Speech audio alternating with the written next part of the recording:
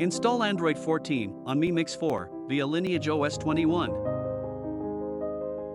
Please check the description for important notes and all the download links. First, download ROM and GApps packages, then transfer the downloaded files to the phone storage. Link is in the description below. Step 2. Boot your device into TWRP recovery. Once in TWRP, click on Wipe, Advanced Wipe, and select the check boxes, as shown in the image, excluding internal storage.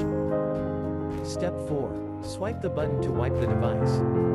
Step 5. Go back to the recovery main screen, and tap on the Install button. Step 6. Navigate to the storage, and select the ROM zip file. Step 7. Finally, swipe the button on the screen to install ROM file. Step 8. Flash the GApps zip package in the same manner. Step 9. After GApps flashing completes, select Wipe Cache and Dalvik from bottom left side of screen, and swipe to wipe. Step 10.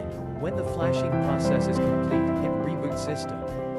That's it, you have successfully installed the ROM on your device.